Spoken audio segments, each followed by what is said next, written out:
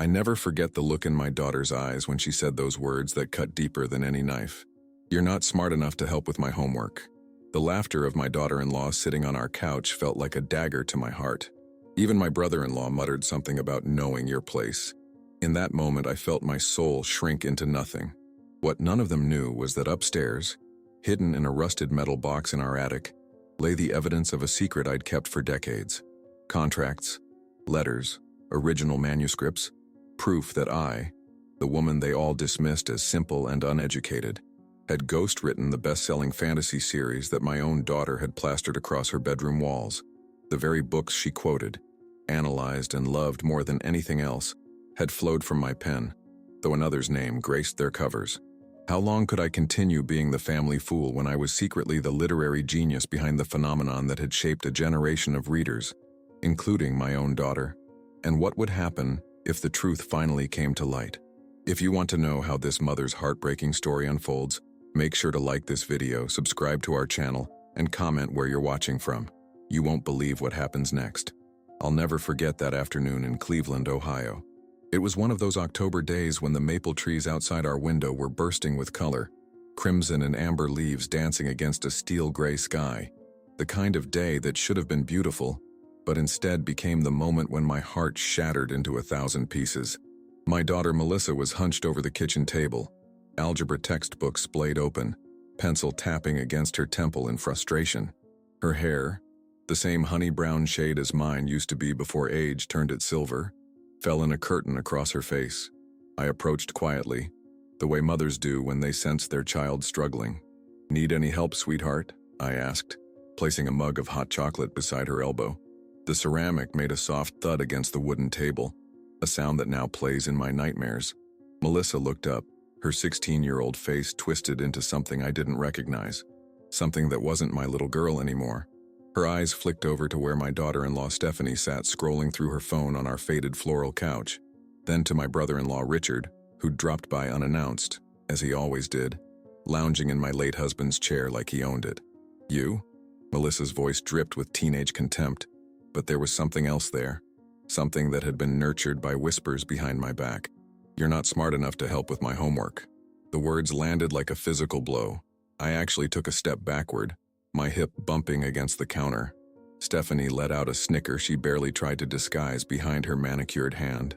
Richard cleared his throat and mumbled something about knowing your place in life. I stood frozen, clutching my own mug so tightly my knuckles went white. 43 years of motherhood reduced to those 9 cruel words. The same hands that had soothed her fevered forehead at 3 a.m., that had worked double shifts at diners to buy her school supplies, that had sewn prom dresses when we couldn't afford store-bought, those hands weren't good enough to help with high school algebra. "I see," I managed to whisper, my voice a thread of what it once was. "I'll just leave you to it then." Nobody watched as I quietly took my worn cardigan from the hook by the door. Nobody noticed when I slipped upstairs to the attic. In that moment, I became what they'd always believed me to be: invisible. The stairs to the attic creaked under my weight, each wooden groan a familiar voice speaking to me through the years. Up here, amid the dust motes dancing in the weak light from the single bulb, I felt safe. The air smelled of old paper and secrets. I moved between forgotten Christmas decorations and boxes of baby clothes I could never bear to give away, until I reached the far corner where it waited for me, the metal box. It wasn't much to look at, just an old, rusted filing box with a simple latch. But inside that container lay the fragments of a life nobody knew I'd lived. Yellowed contracts with signatures that made powerful people rich. Uncashed checks I'd been too afraid to deposit. Letters written in my own handwriting, outlining plots and characters that millions of readers had fallen in love with, never knowing they came from the mind of an uneducated woman from Cleveland who was not smart enough to help with homework. My fingers trembled as they caressed the cold metal clasp. Inside, among those papers, was evidence of a truth that would change everything. Evidence that the most beloved young adult fantasy series of the past decade, the very books my daughter had plastered across her bedroom walls, had not been written by the famous Jonathan Warner. They had been written by me, her supposedly simple-minded mother. I sat on an old trunk, dust particles swirling around me in the fading afternoon light, and asked myself the question that had haunted me for years. How long could I continue being the family fool when I was the unseen genius behind the literary phenomenon that had shaped a generation of readers, including my own daughter. Outside, I could hear laughter floating up from below. Richard's booming voice, Stephanie's shrill agreement, and worst of all, my daughter's perfect imitation of my accent when I'd offered to help. "Need any help, sweetheart?" she mimicked, and they all dissolved into laughter again. I clutched the box tighter to my chest. Inside it lay not just my past, but possibly my future. The question was, did I have the courage to open it and finally reveal the truth, knowing it would detonate the only family I had left? Long before that awful afternoon, my life was a constant battle against other people's expectations. It was 1978, and I was 28 years old, working at Rosie's Diner on Euclid Avenue. I can still smell the grease that clung to my pink uniform no matter how many times I washed it. Still feel the ache in my feet after a 12-hour shift. Every morning started the same, serving coffee to truckers passing through, pouring refills for secretaries rushing to make it to their downtown offices on time. I knew all their orders by heart. Earl, the postal worker, eggs over easy crispy bacon, no toast. Margaret, the librarian, English muffin, lightly toasted, grape jelly on the side. They barely looked at me when they handed over their money, as if I were just another piece of the diner's worn furniture. But nights belonged to me. After tucking little Melissa into bed, after kissing my husband Frank goodnight as he dozed off in front of the TV, exhausted from his factory shift, I'd sit at our tiny kitchen table. The single bulb overhead cast a yellow glow on my collection of 5-cent composition notebooks. Blue, black, green covers, all filled with my handwriting, cramped and hurried, like I was afraid someone might catch me in the act of dreaming. I wrote stories about worlds beyond Cleveland, beyond the life I knew. Tales of magic and mystery, of brave girls who discovered hidden powers within themselves. Nobody read them. Nobody knew they existed. They were my escape, my secret rebellion against a life that had been decided for me the moment I was born female, in a blue-collar neighborhood where college was for other people's kids. And then one Tuesday in April, when rain lashed against the diner windows and business was slow, he walked in. Jonathan Warner wasn't famous yet, just a tall, slim man with wire-rimmed glasses and an expensive raincoat. He sat at the counter, ordered black coffee, and pulled out a leather-bound notebook. He wrote while he sipped, occasionally looking up to stare through the rain-streaked windows, as if searching for something only he could see. He became a regular, always polite, always alone. He left generous tips and said please and thank you, small courtesies that shouldn't have been remarkable but were. After a few weeks, we began to talk, about books, about stories. He was trying to write a novel, he said, but was struggling with authentic voices. One rainy afternoon when the diner was empty, I worked up the courage to mention my own writing. I expected him to laugh. Instead, his eyes lit up. "Would you show me?" he asked. The next day, heart hammering against my ribs, I brought one of my notebooks. I watched as he read, my stomach twisting into knots as his expression changed from polite interest to genuine surprise. When he looked up, there was something new in his eyes. Hunger. "This is remarkable," he said, his long fingers tracing my handwritten words. "You have a gift for dialogue, for building worlds that feel real. These characters practically breathe off the page." Pride bloomed in my chest, a dangerous, beautiful feeling I'd never experienced before. For the first time, someone saw value in the one thing that was truly mine. "I have a proposition for you," Jonathan said, closing my notebook carefully. His voice dropped lower. "A partnership of sorts." The word partnership sounded so dignified, so equal. I should have questioned what he meant, should have asked for details. But when you've spent your life being overlooked, being seen, truly seen, feels like a miracle you don't dare question. What Jonathan proposed wasn't a partnership. It was a transaction. He would pay me to write stories that he would publish under his name. He had connections in publishing, he explained. An uncle who was an editor at a prestigious house. But he didn't have what I had. The raw talent, the authentic voice, the imagination that could create worlds. "Think of it as ghostwriting," he said smoothly. "It's extremely common in the industry. You'd be compensated, of course." The amount he mentioned seemed enormous to me then, enough to fix our leaking roof, enough to start a small college fund for Melissa. What he didn't say, what I didn't understand until much later, was how little it was compared to what he would earn from my words. I signed the contract that night at my kitchen table. after Frank and Melissa were asleep. The paper was thick and cream-colored, the language dense with words like henceforth and in perpetuity. I understood enough to know I was signing away my rights to my own creation, but I didn't understand what those rights would eventually be worth. As I handed him the signed contract, something inside me whispered, "This decision will haunt you." But another voice, louder and more insistent, said, "This money will help your family. This is what mothers do. They sacrifice." I chose to listen to the second voice. I didn't know then that both voices were right. The first novel I wrote for Jonathan was called Whispers in the Attic, a gothic romance set in 1920s Boston. I wrote it in 6 months, working through the night after my shifts at Rosie's Diner, my fingers stained with ink and coffee. Frank never questioned why I was staying up so late.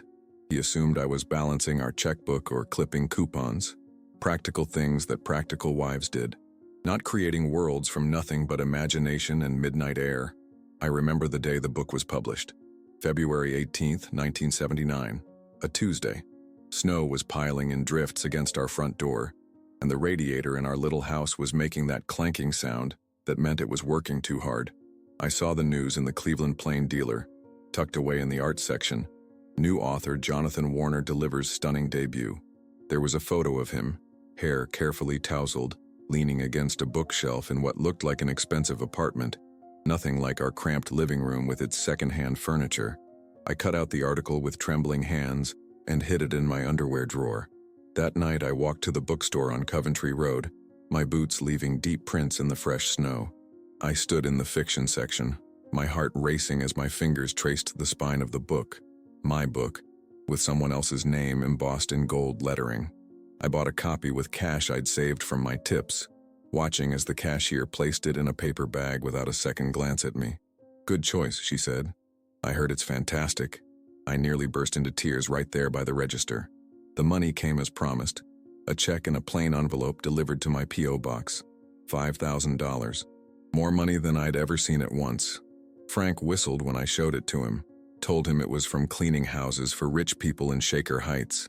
He never questioned it, never asked for details. Why would he? Women's work wasn't interesting enough to interrogate. I put most of it away for Melissa's future. Used some to fix the roof that leaked every spring. Bought new snow boots for Frank and a pretty dress for Melissa's school pictures. Small luxuries that felt enormous. Meanwhile, Whispers in the Attic climbed the bestseller lists. I listened to the radio as Jonathan was interviewed on NPR, describing his creative process and inspirations. He spoke about characters I had created as if they were his old friends. He quoted lines I had written as if they had sprung from his own soul. "I've always been fascinated by the power dynamics in wealthy families," he said in one interview, his voice smooth as butter. I nearly broke a plate when I heard it. The only thing Jonathan knew about power dynamics was how to exploit them. 3 months after publication, I saw a segment about him on the local news. He was doing a book signing at Hugby's department store downtown. I called in sick to work, put on my best dress, a navy blue polyester thing with white piping that I saved for church, and took the bus downtown. I stood in line for 2 hours, clutching my copy of the book, rehearsing what I might say when I finally stood before him. Would he recognize me? Would there be a flicker of shame in his eyes? Would he introduce me to the crowd as his collaborator? When I finally reached the table, Jonathan looked up with the practiced smile he gave to all his readers. Then his eyes met mine, and for just a second I saw it. Panic. His pen paused over the title page. "Who should I make this out to?" he asked, his voice steady despite the slight tremor in his hand. "To the woman who wrote it," I whispered, too quiet for anyone else to hear. His smile never faltered, but a muscle in his jaw twitched. He scribbled something quickly and handed the book back. "Thank you for your support," he said loudly, already looking past me to the next person in line. Later, alone on the bus ride home, I opened the book to see what he'd written. "To Eleanor, without you, none of this would exist." The inscription was tucked on the inside cover where no one would see it unless they knew to look. A private acknowledgement that changed nothing. That night, I washed dishes while Frank watched TV. Melissa, just 9 years old then, sat at the kitchen table reading a Hardy Boys mystery. "I'm going to be a writer someday," she announced, her small face serious above the open book. "That's wonderful, honey," I said, my soapy hands gripping the edge of the sink to steady myself. "Like that man on TV," she continued. The one with the new book that everyone's talking about. I looked at her, my daughter, my heart, and felt something crack inside me. "Jonathan Warner?" I asked, though I already knew the answer. She nodded eagerly. "Did you know he lives right here in Ohio? Maybe I'll meet him someday." "Maybe you will," I said, turning back to the dishes so she wouldn't see the tears welling in my eyes. The suds dissolved between my fingers, just like my dreams of ever claiming my work as my own. That night, I placed the signed book in the metal box in the attic, along with the contract and the canceled check. The first pieces of evidence in what would become my secret archive, proof of a life I lived that no one knew about, least of all the daughter who would one day throw my supposed ignorance in my face. Over the years, the metal box in the attic became my confessional, my museum, my evidence locker. Each time I added something new, I felt like I was preserving a piece of my soul. The only proof that Eleanor Thompson was more than just a waitress, a widow, a mother who wasn't smart enough. The box itself was nothing special, just an old filing box that Frank had brought home from the factory when they were upgrading their office equipment. It was army green with rust blooming along the edges like a disease. The hinges creaked when I opened it, a sound that became sacred to me, a prelude to moments of honesty in a life built on silence.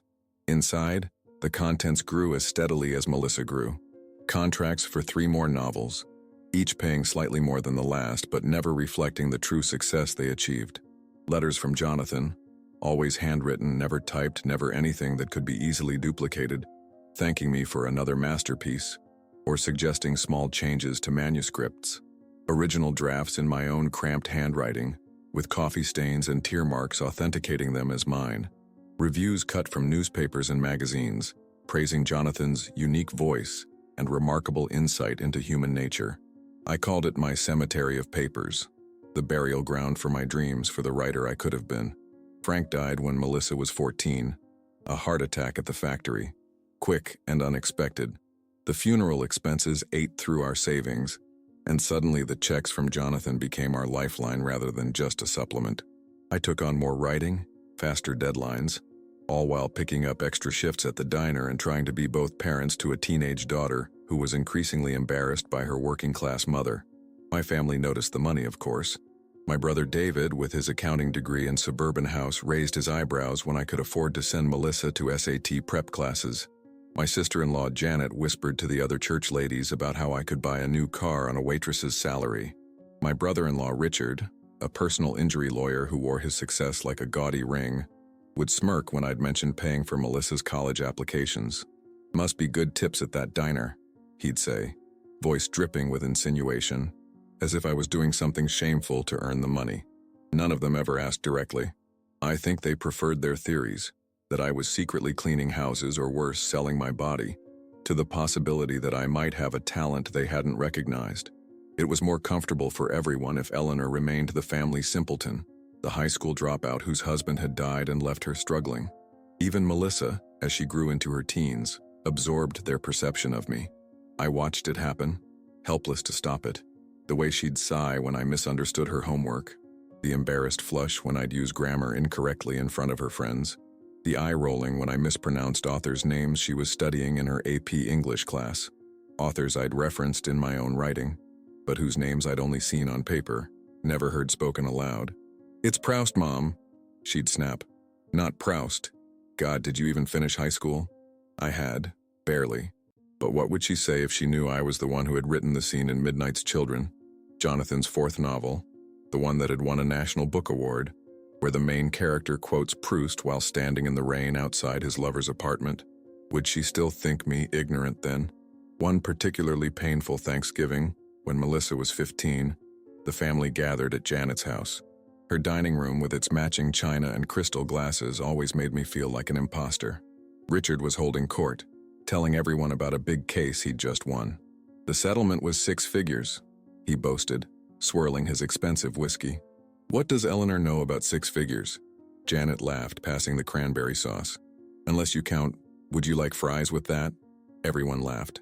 Even Melissa, her teenage desire to fit in with the successful relatives overriding any loyalty to me. I smiled tightly and offered to help clear the plates, retreating to the kitchen where I could breathe. Standing alone by the sink, I did the math in my head.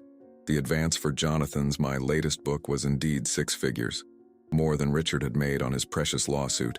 The irony was so bitter I could taste it like metal on my tongue. Later that night, after driving home in silence with Melissa sulking beside me because I'd insisted we leave before she wanted to, I went to the attic. I sat on the floor beside my metal box, opened it in the dim light, and ran my fingers over the papers inside. A royalty statement caught my eye. The latest novel had sold over 2 million copies. 2 million people had read my words, felt my emotions, been touched by my stories, and not one of them knew my name. I whispered into the dusty attic air, "Is it worth it?" The only answer was the distant sound of Melissa's music thumping through her bedroom wall, drowning out a mother she had no interest in knowing. It started with a white envelope in my mailbox. No return address, no postmark. Just my name typed in a font I didn't recognize. Inside was a single sheet of paper with 5 words. "Someone knows your secret, Eleanor." My hands trembled so badly I dropped the paper on my kitchen floor. It lay there against the faded linoleum, those 5 words staring up at me like an accusation. I burned it in the sink, watching the flames curl the edges until nothing remained but ash that I washed down the drain. I told myself it was nothing. A prank, a mix-up, a coincidence. But deep down I knew better. For 18 years, I had lived my double life without incident. Why now? What had changed? 3 days later, a book arrived in a padded envelope. It was a first edition of Whispers in the Attic, my first novel under Jonathan's name. I hadn't ordered it. When I opened the cover, there was a handwritten dedication. "Without you, none of this would have existed, Jay." My breath caught. It was similar to what he'd written years ago at that book signing, but not identical. This was fresh ink. I ran my fingertips over the words, feeling the slight indentation where the pen had pressed into the paper. The message felt both like an acknowledgement and a warning. I wrapped the book in a dish towel and hid it at the bottom of my underwear drawer, beneath faded cotton and practical elastic. That night, I dreamed of faceless readers pointing at me, their mouths open in silent accusation. The third sign came a week later, a phone call that sent ice through my veins. "Hello?" I answered, balancing the receiver between my ear and shoulder as I chopped onions for dinner. "Is this Eleanor Thompson?" The voice was male, unfamiliar, with the crisp diction of someone used to being listened to. "Yes," I said cautiously. "Who's calling?" "My name is Michael Donovan. I'm an editor at Harrington Publishing." He paused, and in that silence I felt my carefully constructed world begin to tilt. I used to work with Jonathan Warner on his early novels. The knife slipped in my hand, nicking my finger. A bright bead of blood welled up, as red as the panic flooding my mind. "I think we should talk," he continued when I said nothing. "About old agreements. About the truth." "I don't know what you're talking about," I managed to say, watching the blood drip onto the cutting board, contaminating the onions. "I think you do, Mrs. Thompson. I've suspected for years, but recently I found proof. Handwriting is quite distinctive, isn't it? Especially on original manuscripts." The room seemed to spin around me. My heart hammered so loudly I was sure he could hear it through the phone line. "What do you want?" I whispered. "Just to talk," he said, his voice softening slightly. "This isn't blackmail, if that's what you're worried about. I've always thought you deserved credit for your work. How did you find me? Jonathan isn't as careful as he thinks he is. I saw your name on an old check stub once. The rest was just research." I gripped the counter to steady myself. "I can't talk about this. I signed a contract." "Contracts can be broken, Mrs. Thompson, especially ones built on exploitation." He paused. "Did you know Midnight's Children is being adapted into a movie? The rights sold for 7 figures. I wonder how much of that will make its way to you?" 7 figures. More money than I would earn in several lifetimes at the diner. Money that should be mine. That would be mine if I had signed with my own name all those years ago. "I need to think," I said finally. "Of course. I'll call again next week." He gave me his number, which I wrote on the back of an electric bill with shaking hands. "And Mrs. Thompson, you're a remarkable writer. The world should know your name." After he hung up, I sank to the kitchen floor, back against the cabinets, and wept silently. Tears of fear, of hope, of 18 years of suppressed rage finally finding release. Melissa found me there 20 minutes later when she came home from school. I was still sitting on the floor staring at nothing, tear tracks dried on my face. Mom, what's wrong? Are you hurt? Genuine concern in her voice, a rare thing these days. I looked up at my daughter, 16 and beautiful, with her father's determined chin in my eyes. She was wearing a t-shirt with the cover of Enchanted Kingdom on it, Jonathan's latest bestseller, a YA fantasy that I had written during midnight hours while she slept down the hall. The irony was almost too much to bear. I'm fine, honey, I lied, pulling myself up. Just feeling a little under the weather. She frowned, not quite believing me but already losing interest. Whatever. I'm going to Amber's to study. Their new pool is finally finished and her mom said we could swim after homework. Dinner will be ready at 7, I said automatically. I'll probably eat at Amber's. Her dad's grilling steaks. She was already heading for the door, backpack slung over one shoulder. Oh, and I need $20 for a field trip tomorrow. I reached for my purse, pulled out a 20, money earned from words she would never know were mine. As I handed it to her, our fingers brushed, and I had a sudden, overwhelming urge to tell her everything. To say, that book on your shirt? I wrote it. Every word. That world you love. It came from my mind. I'm not who you think I am. But the moment passed. She took the money, murmured thanks, and was gone in a swirl of fruity perfume and teenage restlessness. That night I climbed to the attic and opened my metal box. I spread the contents across the dusty floorboards, the physical evidence of my secret life. 18 years of contracts and correspondence. 18 years of being a literary ghost. And now, somehow, the ghost was being called back to life. Melissa insisted on hosting Thanksgiving that year, though she still lived with me. At 23, she had graduated college with a degree in English literature and was working as an editorial assistant at a small publishing house in Cleveland, a job she'd gotten through networking, though I suspected Richard had pulled strings with a client. The dining room table at your place is bigger, she'd explained when I questioned her decision. What she meant was that my house, the house she'd grown up in, was a more impressive setting for the family gathering than her studio apartment.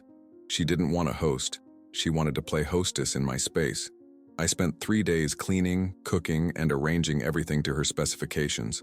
She supervised, clipboard in hand, correcting the way I folded napkins and rearranging the centerpiece I'd carefully crafted from pine cones and bittersweet berries collected from the woods behind our neighborhood. No, Mom. The wine glasses go on the right. She sighed, moving the crystal that had been my mother's to the correct position. I bit my tongue. In the novel I was currently ghostwriting for Jonathan, I had researched formal table settings extensively for a dinner scene at an ambassador's residence. I knew exactly where each piece should go, but Melissa would never believe I possessed such knowledge. By 4 o'clock, the house was filled with the competing scents of roasting turkey, sage stuffing, and cinnamon from the 3 pies cooling on the counter. The doorbell rang. My brother David and his wife, followed by Janet and Richard, then Melissa's cousin Emma with her new husband. They breezed past me with quick hugs, gravitating toward Melissa, who stood in the living room looking elegant in a burgundy dress I could never have afforded at her age. Everything looks lovely, sweetheart, Janet gushed, as if Melissa had done all the work herself. Dinner was a performance. Melissa at the head of the table, carving the turkey with theatrical precision. Me, shuttling between kitchen and dining room, refilling water glasses, and bringing out forgotten cranberry sauce. The conversation swirled around topics designed to exclude me, literary references, political debates requiring college-level understanding, inside jokes from family events I'd missed while working double shifts. Then over pumpkin pie, the conversation shifted to books. I've been rereading the Enchanted Kingdom series, Emma announced, sipping her coffee. God, those books got me through high school. I still can't believe how it ended. Melissa's face lit up. I know. When Princess Lyra discovers the truth about her parentage in the 3rd book, I literally gasped out loud on the bus. People stared. My hand froze in the act of serving another slice of pie. I remembered writing that scene, sitting at this very table at 2 in the morning, tears streaming down my face as I typed the revelation that the princess had been raised by the castle cook, never knowing her true royal identity. Jonathan Warner is a genius, Richard declared as if his literary opinion carried special weight. The way he builds those fantasy worlds but keeps the emotion so raw and real. I heard he's coming to Cleveland next month for a signing, Janet added, for the 10th anniversary edition of the 1st book. Oh my God, we have to go, Melissa squealed. suddenly looking 16 again instead of 23. I've always wanted to meet him. His books basically shaped my entire childhood. The pie turned to dust in my mouth. I'd written those books during Melissa's childhood, late at night while she slept, early in the morning before she woke. I'd poured my love for her into those pages, creating a heroine with her same fierce intelligence and hidden vulnerability. And now she wanted to meet the man who'd claimed my words as his own. "What's that detail you always talk about, Mel? The one no one else seems to notice?" Emma asked, reaching for more whipped cream. Melissa's eyes sparkled. "It's in the second book when Lyra is hiding in the abandoned lighthouse. She mentioned seeing dragon orchids growing on the cliff face. But in the first book, those flowers are called fire blossoms. It's this tiny continuity error that drove me crazy. I even wrote a paper about it in my literary criticism class, arguing that it represented the character's evolving perception of beauty after trauma." My coffee cup clattered against its saucer. I remembered that error, a late-night change I'd made to the manuscript, replacing fire blossoms with dragon orchids, because the latter sounded more exotic, more dangerous. I had forgotten to check for previous references, and Jonathan clearly had never noticed. But my daughter had. She had analyzed my mistake and found meaning in it. Beautiful, thoughtful meaning that I had never intended, but was somehow perfect. "Are you okay, Eleanor?" David asked, noticing my distress. "Fine," I managed. "Just tired. Mom's not really into fantasy books," Melissa explained to the table with a dismissive wave. "She prefers those romance paperbacks from the drugstore."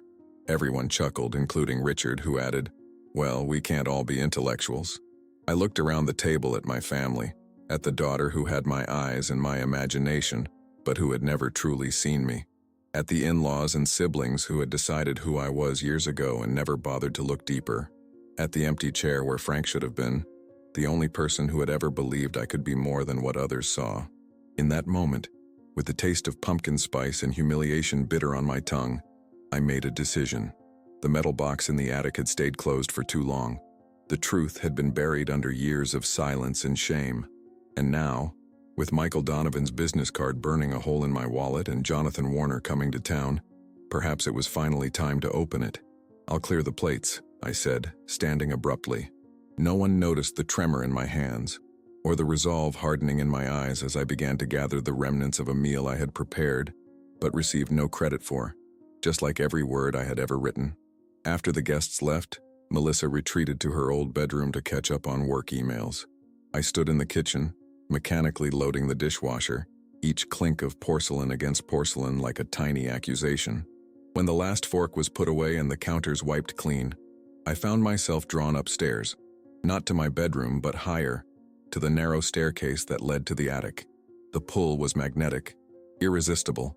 My feet moved of their own accord, each step creaking beneath my weight, a familiar symphony of old wood and buried secrets. In the attic, dust motes danced in the beam of the single bulb, swirling like snow in the December air seeping through the poorly insulated roof. I knelt before the metal box, its surface cold against my fingertips. The latch resisted slightly, as if reluctant to give up its contents after so many years of faithful guardianship. When it finally yielded, the hinges protested with a long, low groan that seemed to echo my own internal cry. One by one, I removed the papers and spread them across the rough wooden floor. Contracts, manuscripts, notes, letters, the physical evidence of a literary career that had never borne my name. In the dim light, I traced the handwritten edits on the first draft of Enchanted Kingdom, my neat script filling the margins with improvements and inspirations. Beside it, I placed the published copy, its glossy cover showing a world I had created but would never be credited for. The weight of it all, 2 decades of silent contribution to literature, pressed down on me until I could barely breathe. I thought of Melissa downstairs, who had built her identity around books that had come from my mind, my heart. I thought of the readers who had written to Jonathan over the years, telling him how his books had saved them, changed them, given them courage. All those lives touched by my words, and not one of them knew my name. Tears welled up, hot and insistent.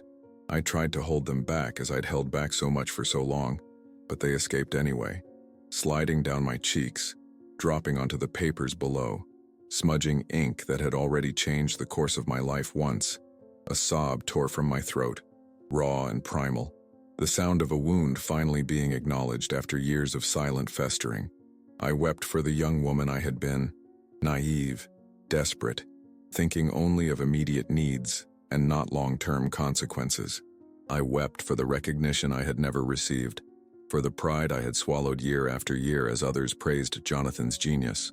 Most of all, I wept for what I had lost with Melissa, the chance for her to know her mother's true gifts, to see beyond the tired waitress to the creator underneath.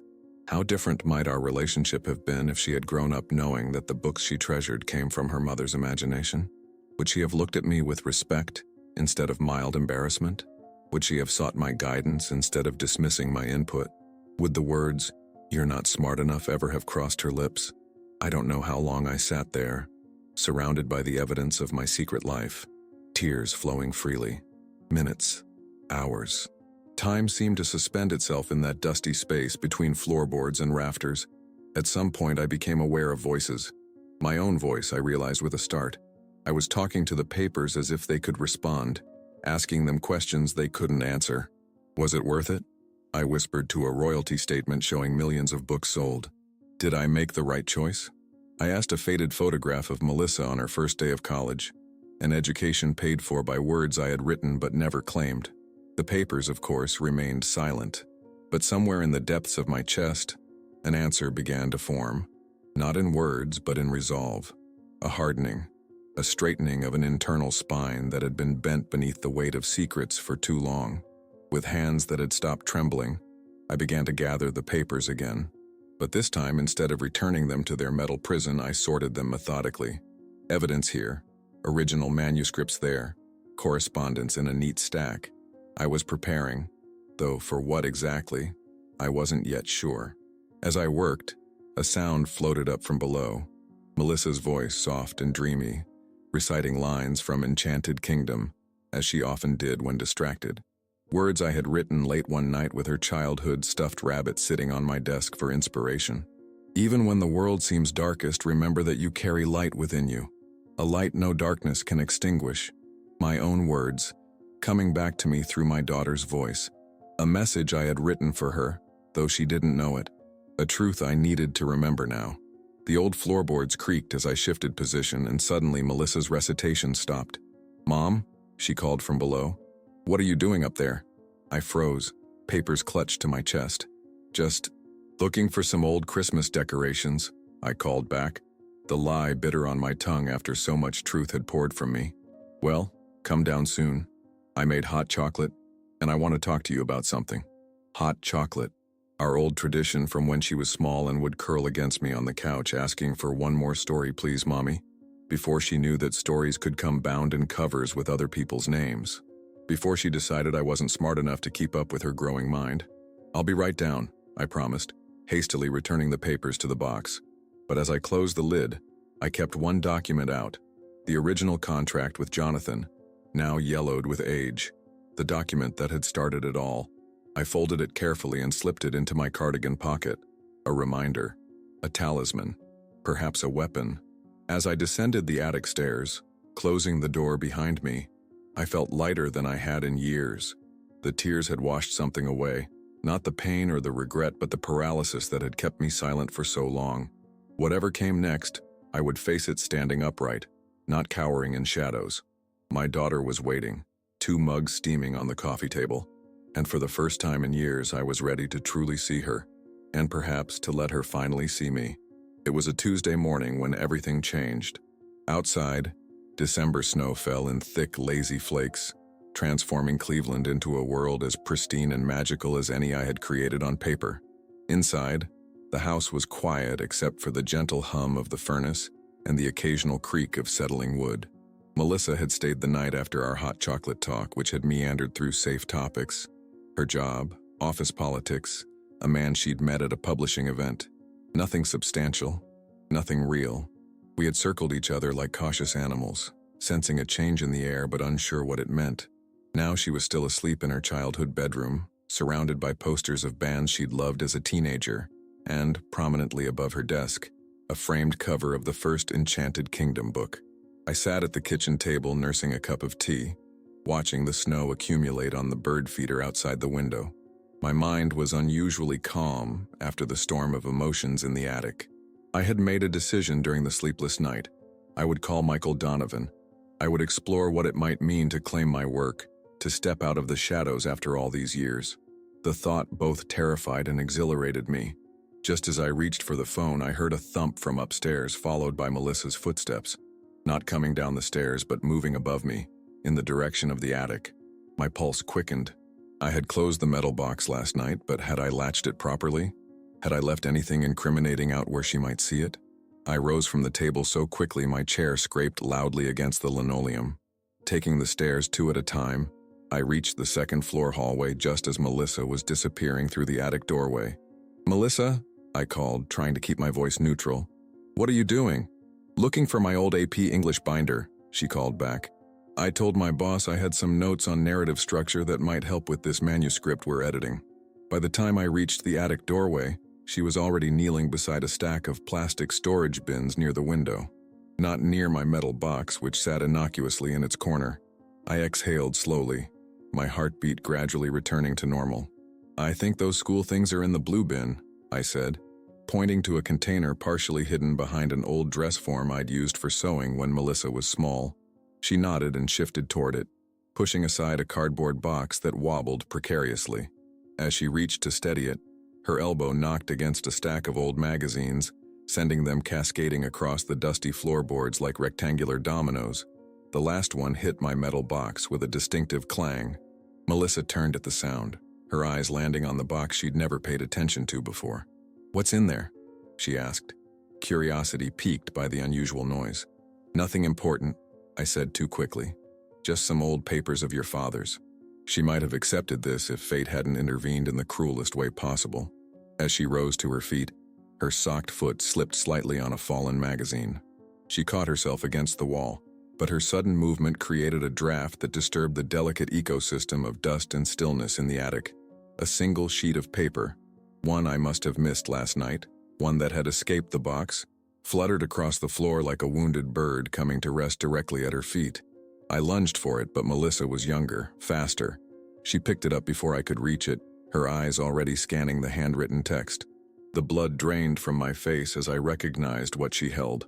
A page from the original manuscript of Dragon's Daughter, the second book in the Enchanted Kingdom series. My handwriting covered not just the margins, but the entire page, with the distinctive dragon orchid reference clearly visible in the 3rd paragraph. Melissa's brow furrowed as she read, confusion giving way to disbelief. "Mom?" Her voice was small, almost childlike. "Why is this in your handwriting?" The moment stretched between us taut as a wire. I could lie. I could say I had copied it for practice, for pleasure, for any number of innocent reasons. I could maintain the secret that had defined our relationship for her entire life. Or I could tell the truth. "Because I wrote it," I said simply, the words falling from my lips like stones into still water, creating ripples that would expand outward and change everything. She stared at me, then back at the page, then at me again. "That's impossible," she whispered. "Jonathan Warner wrote this. Everyone knows that." My legs suddenly felt too weak to support me. I sank down onto an old trunk, dust puffing up around me like a gray halo. "Jonathan Warner put his name on it," I corrected gently. "But these words, all the words in all those books you love, they came from me." Melissa shook her head, denial written across her features. But even as she rejected my claim, her eyes returned to the page, to the handwriting she had seen all her life on grocery lists and birthday cards. "No," she said, but with less conviction. Wordlessly, I rose and went to the metal box. The latch opened easily now, as if it too was ready for the truth to emerge. I removed a stack of papers and held them out to her.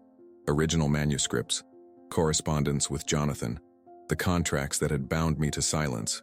With trembling hands, she took them. I watched as she sank to the floor, cross-legged like she used to sit for story time as a child, and began to read. Minutes passed in silence, broken only by the sound of her breathing and the occasional rustle of paper as she turned a page. I didn't speak. I let the evidence speak for me. The contracts with their exploitative terms clearly stated in cold legal language.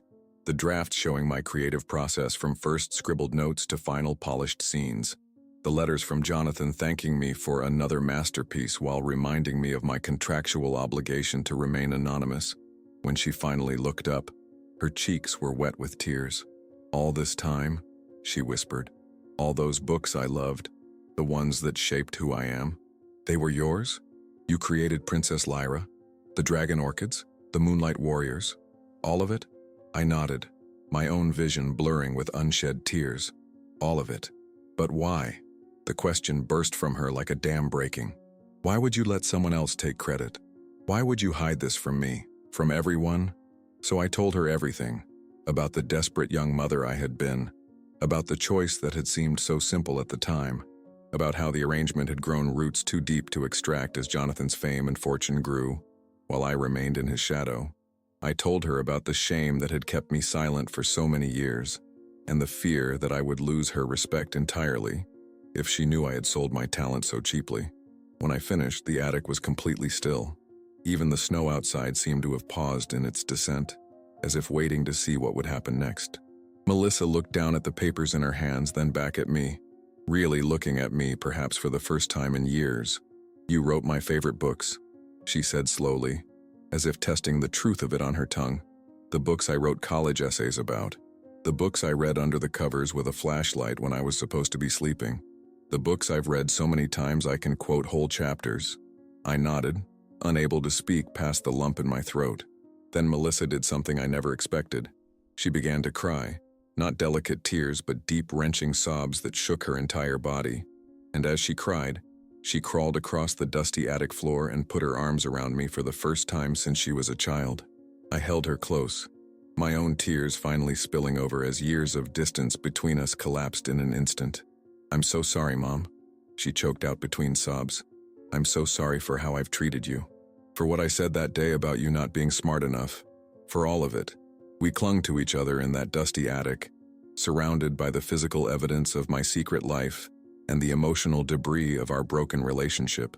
Outside, the snow continued to fall, covering the world in clean, forgiving white. And in that moment, I knew that whatever came next, whether I pursued legal action against Jonathan, whether the world ever knew my name as the true author of those beloved books, I had already received the only recognition that truly mattered. My daughter knew the truth, and she was looking at me finally with the eyes of someone who had just discovered that the ordinary mother she had taken for granted was, in fact, extraordinary. Sometimes the greatest stories are the ones we keep hidden, locked away in the attics of our lives. Eleanor's journey reminds us that our worth isn't determined by others' perceptions, but by the truth we carry within ourselves. For years, she watched her words change lives while she remained invisible, a sacrifice made from love that ultimately cost her the very respect she deserved from those closest to her. What would you have done in Eleanor's place? Would you have revealed your talent sooner, risking financial security but claiming your rightful recognition? Or would you have made the same choice, silently creating worlds that others enjoyed, while you remained in the shadows? The line between sacrifice and self-erasure is often thinner than we realize, and sometimes the people we protect the most with our silence are the very ones we end up hurting. If this story touched your heart, please take a moment to like this video and share it with someone who needs to hear it. Sometimes the most powerful message we can send to others is that they are seen, truly seen for all that they are. Subscribe to our channel for more stories that will make you question, reflect, and perhaps see the hidden authors in your own life, those whose contributions go unrecognized but shape our world in profound ways.